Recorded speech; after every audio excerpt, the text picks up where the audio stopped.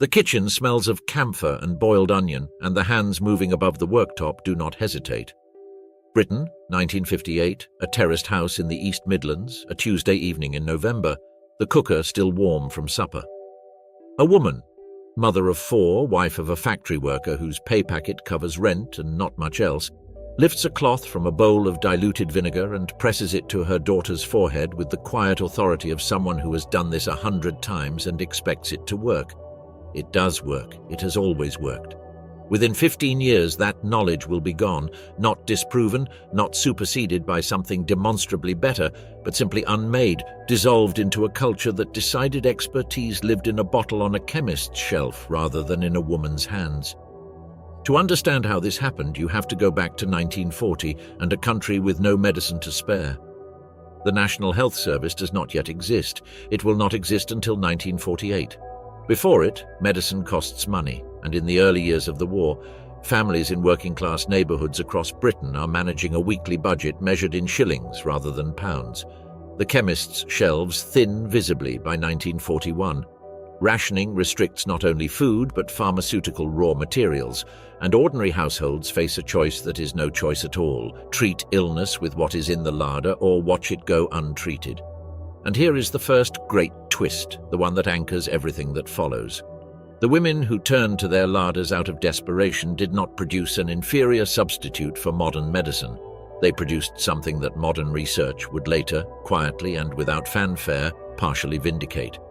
They were not practicing folklore. They were, without knowing the vocabulary, doing empirical pharmacology, testing what worked, discarding what failed, refining the method, and passing the surviving practice to the next generation with the matter-of-fact confidence of someone transmitting proven knowledge. They were keeping their children alive with what was available. The irony the consumer age never acknowledged is this: scarcity forced precision, and precision produced excellence. Now the count begins. Number 23, onion syrup for coughs.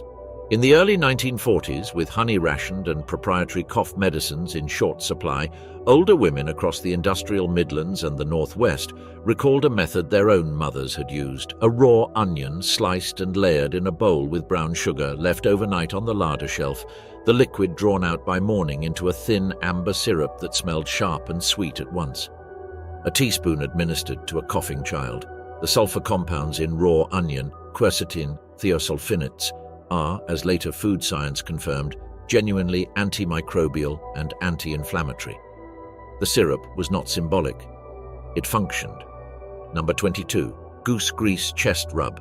After Christmas, in households where the goose had been saved for and savoured, the rendered fat was poured into a stone jar and sealed. Come January, when bronchitis settled on a chest that grease was rubbed on, warm hands, slow circles, and covered with a square of brown paper or a fold of flannel. The warmth it trapped was real. The mild antimicrobial properties of rendered fat were real. District nurses in the 1940s, recorded in health visitor reports from several county councils, noted its continued use in rural households without framing it as primitive. They noted it because it kept the chest warm and the patient manageable. Number 21, bread poultice for splinters and infection. Stale bread, never wasted, in a household that counted every crust, soaked in water just off the boil, pressed into a cloth, applied hot to a child's infected finger, or a splinter embedded too deep to reach with a needle. The heat drew, the moisture softened. The practice is documented in domestic science syllabi issued by the Board of Education in the early 1940s, and older women recalled it being taught as standard first aid at the kitchen table, one generation down from the last. Number 20, vinegar compress for fever. The cloth pressed to the forehead in that East Midlands kitchen in 1958 was soaked in brown malt vinegar diluted in cold water. Not white vinegar, not cider vinegar, brown malt, which every household kept for chips and pickling and a dozen other purposes. The cooling evaporation it produced as the cloth warmed against the skin was measurable and real. Aspirin was available by 1958, but it cost money, and a bowl of diluted vinegar cost nothing. The reflex was economic before it was medical, and it outlasted the economics because it worked. Number 19, dock leaf paste for stings. From April to October, in the gardens and back lanes of every British neighbourhood, dock grew in the cracks and borders, a weed, unpretentious, constant. A child stung by nettles, which grew in exactly the same places, would be sent by any woman over 40 to find a dock leaf, bruise it between thumb and fingers until the juice ran, and press it to the sting. The alkaloids in dock leaf interact with the formic acid in the sting in a way that reduces the burning. It was not myth, it was chemistry that did not require a chemist. Every child who learned it carried the knowledge in their hands and forgot to pass it on. By the time the consumer industry had something to offer in its place, and it would eventually, the reflex was already fading. Number 18. Honey and lemon for sore throat. Before the NHS and before the branded throat lozenge, honey and lemon in hot water was the standard domestic response to a sore throat in Britain. Honey was rationed from 1941, and older women recalled using alternatives. Boiled sugar syrup, diluted golden syrup, whatever could approximate the viscosity and warmth. The anti-inflammatory and antimicrobial properties of honey are now thoroughly documented. The lemon provided vitamin C and acid. The hot water reduced viscosity in the mucus lining. The remedy functioned on 3 separate mechanisms simultaneously, with no coordination and no clinical trial. It simply worked, and the women who administered it knew it worked because they had watched it work on their own mothers. Number 17. Chamomile steam inhalation for sinusitis. Chamomile grew in back gardens the width of a double bed, a patch near the fence, established once and never needing more than a handful of seeds. In summer, the flowers were cut, dried on a cloth, stored in a paper bag in the larder. Come winter, a small handful into a basin of boiling water, a towel over the head, 10 minutes of deliberate, slow breathing, and the sinuses opened. The volatile oils in chamomile, bisabolol, chamazulane, are anti-inflammatory. The steam itself loosened the congestion. The practice cost nothing after the first season and could be repeated as often as needed. A BBC Home Service household segment in the late 1940s, recorded in surviving transcripts from the period, noted the continuing use of steam inhalation as a first-line domestic response to winter catarrh, without framing it as unusual. It was ordinary. That was the point. Number 16. Salt water gargle for throat infection. Half a teaspoon of salt, a cup of warm water. Gargle for 30 seconds, spit, repeat. Documented in domestic science textbooks used in girls' secondary schools across England and Wales through the 1940s and into the early 1950s, the salt water gargle was standard first-line treatment for the beginning of a sore throat or the raw inflammation that preceded tonsillitis. It is still clinically validated today. It is still recommended tentatively by NHS guidance, but it is no longer instinctive. The instinct was trained out of the culture by a consumer industry that offered a flavored lozenge as an improvement on water and salt, and a generation that accepted the framing. Number 15. Warm milk with nutmeg for insomnia. A small grating of nutmeg into warm milk, not enough to taste strongly, barely enough to smell, administered to a restless child or a wakeful adult at the end of a long day. Nutmeg contains myristicin and elemetin, compounds with mild sedative and anxiolytic properties at low doses. The tryptophan in warm milk crosses the blood-brain barrier and promotes serotonin production. The combination was, neurochemically, effective. The women who administered it did not know those words. They knew it quietened the household and shortened the time between the child going to bed and the child going to sleep. And in a house where the morning started at 6 and the pay packet allowed no slack, that was reason enough. Number 14. Comfrey leaf poultice for bruising and sprains. In the garden, usually near the compost, stood a comfrey plant, large-leaved, unremarkable, present in working-class gardens across England as a matter of habit and inheritance. Bruise the leaf, press it against a swollen ankle or a knocked elbow. The allantoin in comfrey accelerates cell regeneration and reduces inflammation. Clinical studies from the 1990s onwards confirmed what the garden had been saying for 2 centuries. A Women's Institute bulletin from the late 1940s, held in county archive collections, included comfrey among a list of garden plants with recorded household medical uses, treating the knowledge as established rather than experimental. It was established. Number 13. Cold tea for sunburn and skin irritation. Every household had tea. Every household, by the end of the day, had cold tea left in the pot, a cloth soaked in cold black tea and pressed against sunburned skin or an irritated rash. The tannins in black tea are astringent and anti-inflammatory, reducing redness and drawing heat from the skin. This is the remedy that most clearly demonstrates the logic of the whole system. It cost nothing, used what was already there, caused no harm, and worked. It was not recorded in pharmacopoeias, it was recorded in practice, passed from mother to daughter in the moment of application, not in writing. And here the second great twist surfaces: quiet, devastating.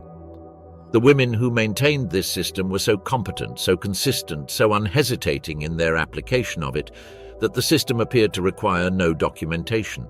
Health visitors in the late 1940s and early 1950s recorded rates of infection and recovery. They recorded illness. They did not record what prevented it, or managed it before it worsened, because what prevented it looked like ordinary life.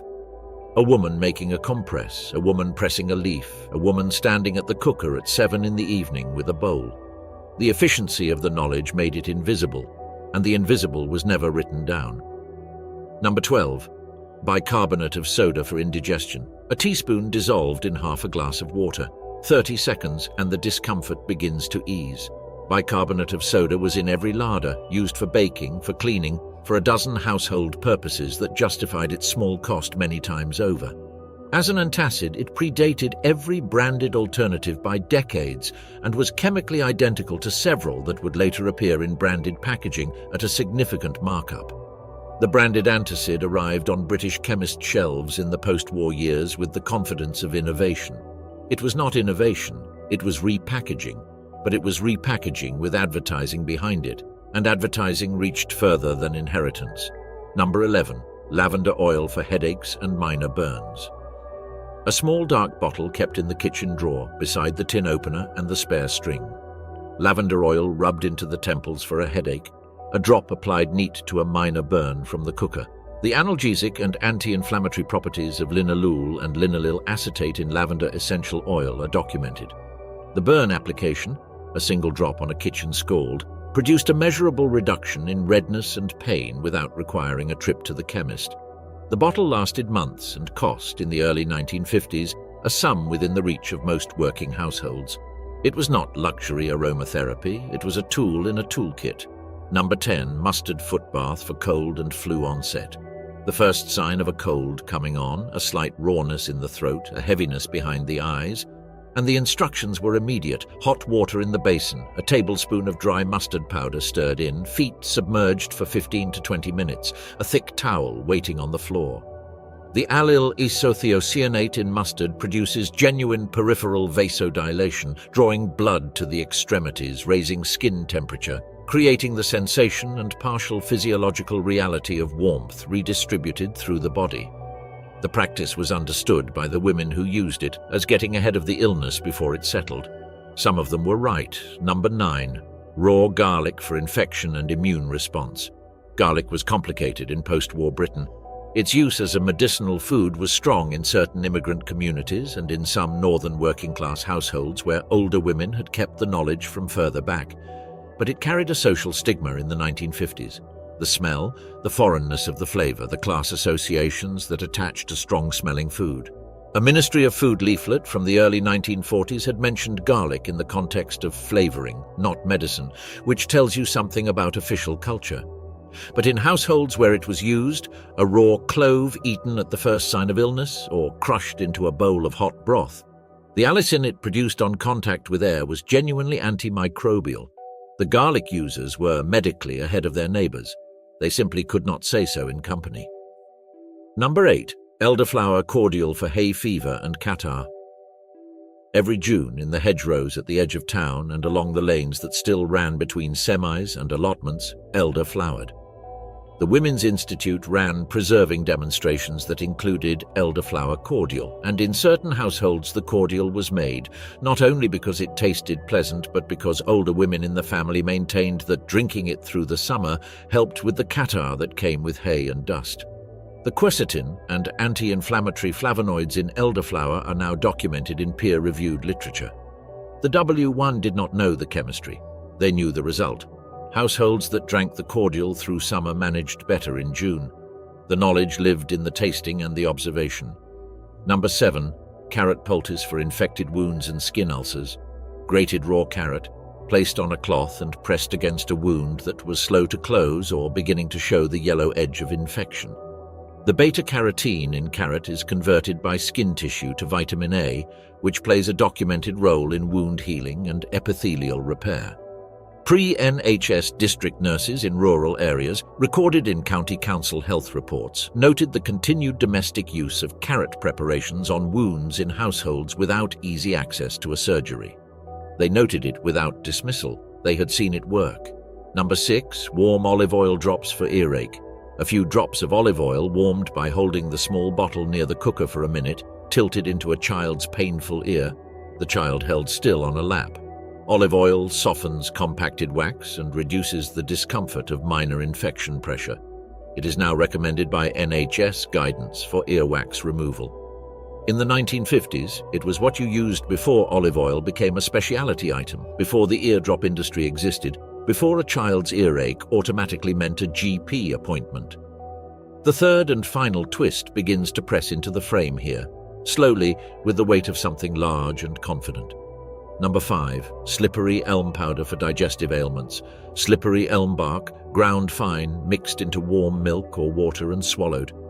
It coats and soothes the mucosal lining of the gut in a way that is pharmacologically distinct from antacid action and has been confirmed in studies of inflammatory digestive conditions. It was available at chemists across Britain before the NHS existed, purchased in small tins for a few pence. By the mid-1960s, it had largely vanished from domestic use, not because it had been shown to fail, but because the NHS had changed the cultural equation. The GP was now free. The GP prescribed. And a woman who reached for slippery elm powder when she could simply attend the surgery began to seem, in the new cultural logic, as if she were refusing modernity. She was not refusing modernity. She was maintaining competence. But the distinction stopped being visible. Number 4, cabbage leaf compress for joint pain and mastitis.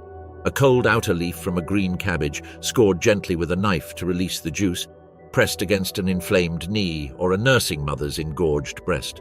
Midwives in Britain continued using this technique into the early 1960s, recorded in nursing handbooks of the period. The anti-inflammatory glucosinolates in raw cabbage leaf are real. The cold of the leaf is real. The relief reported across generations of women who used it was consistent and specific. Clinical studies conducted from the 1980s onwards confirmed its efficacy for mastitis in particular. It was a leaf, it was free, it was correct. Number 3, plantain leaf poultice for insect bites and cuts, not the banana. The broad-leaved plantain that grew in every lawn, every crack in a path, every patch of rough ground in Britain. Plantago major, persistent, overlooked everywhere. Bruised against a bite or a shallow cut, it drew, cooled, and reduced swelling. The aucubin it contains is documented as anti-inflammatory. The knowledge of which plant this was, what it looked like underfoot, and what to do with it passed through hedgerow herb guides held by WI branches in the 1940s and 1950s, and before that, through oral instruction at the knee. A child who could identify it and use it was a child whose mother had pointed to it in the garden and said, "That one." Then the garden stopped being a place where a child was taught that. Number 2, oatmeal bath for eczema and itching. A handful of plain oats tied into a square of muslin and hung under the running tap as the bath filled. The colloidal oat proteins and avenanthramides that dispersed into the water are, as modern dermatology has formally confirmed, genuinely effective in reducing inflammation and itch in eczematous skin. Childhood eczema in working-class households in the 1940s and 1950s was managed with the muslin bag and the oatmeal bath. Not cured. Managed repeatedly, gently, with something that cost nothing and caused no harm. Steroid creams arrived later. They worked differently, faster, more dramatically. But the oatmeal bath had been working for decades, quietly, in every bathroom where a mother still remembered to tie the bag. And number 1, willow bark tea. This is where the thread runs all the way back and all the way forward. Willow grew at the edges of the waterways that ran through every English town and most villages, the pale drooping branches hanging to the water's surface, unremarkable, perennial, endlessly available. Older women recalled stripping small pieces of bark, drying them, steeping them in hot water, and drinking the result for pain and fever. The active compound in willow bark is salicin. The body converts salicin to salicylic acid, The pharmaceutical industry synthesized acetyl salicylic acid from salicylic acid and called it aspirin, and aspirin arrived in branded tablet form on the shelves of every chemist in Britain and eventually in the cupboard of every household. The woman who brewed willow bark tea and the woman who opened the aspirin packet were doing the same thing. One of them knew where the knowledge came from, the other had been sold a product. By 1968, in a kitchen on the 4th floor of a new council block in the West Midlands, there is no larder. There is a Formica worktop and a small refrigerator and a row of branded tins and packets. On the counter, aspirin in a foil blister, a tin of branded cough syrup, a bottle of branded antacid. The garden is not visible from here. There is no garden. The hands in this kitchen are a daughter's hands, and they reach for the packet with the same automaticity that her grandmother's hands once reached for the cloth and the bowl. The knowledge was not lost in any single moment. It was not forbidden, not confiscated, not replaced by something that was plainly and provably better. It was simply not written down before the woman who held it died, and the daughter who watched did not think to ask why it worked, only that it did, and then, in the clean, bright efficiency of the new flat with the NHS to hand and the supermarket at the bottom of the road, that it no longer needed to. The kitchen is warm. The kitchen knows nothing. The hands reach for the packet. That is where it ends.